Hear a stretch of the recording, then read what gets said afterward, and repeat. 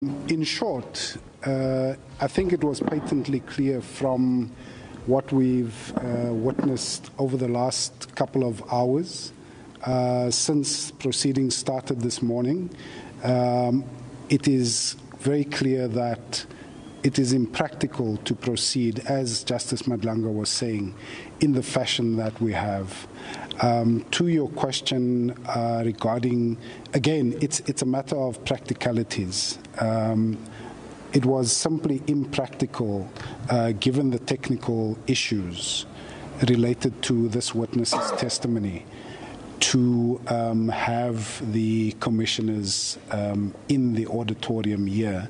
And it was a practical consideration of, as per the ruling that was issued by Justice Madlanga on the 24th of April. The intention was to hear part of Witness G's testimony in camera, or should I say off camera, but in public, in the sense that Witness G's voice would have been heard, and therefore the testimony, but then to move fully in camera, as in no public airing of the testimony, and back and forth.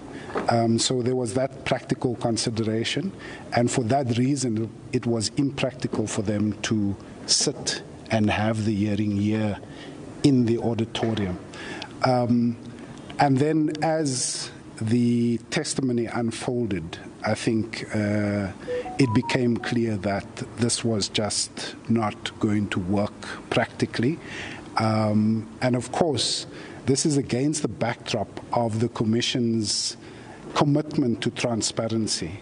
You will recall from the very first media conference that we hosted, I think it was on the 28th of July last year, Justice Madlanga had made a commitment to transparency on the part of the Commission and ensuring that the public has as much access to the testimony, to the hearings as possible.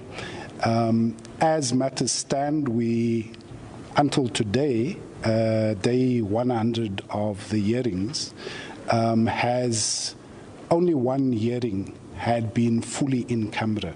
And then we had part in camera, a combination of what we've seen this morning. And so that commitment to transparency has been fully on display.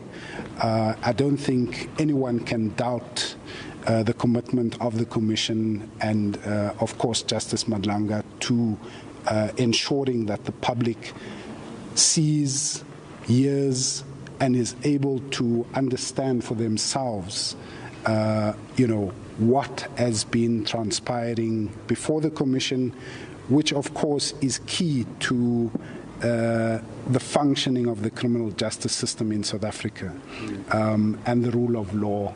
And, of course, all of this is about South Africans being able to trust the criminal justice and law enforcement agencies, and be able to understand what has happened, what the lessons are, and of course then there's a process by which the Commission moves towards its final report, which is due on the 31st of August. But there's also an interim report due on the 29th of May, which of course is not public. That's part of our terms of reference. So in short, to sum up, it was impractical to continue in the way that the hearing was unfolding over the last few hours. And the Commission, reluctantly I must say, has taken the decision that we will take the testimony fully in camera.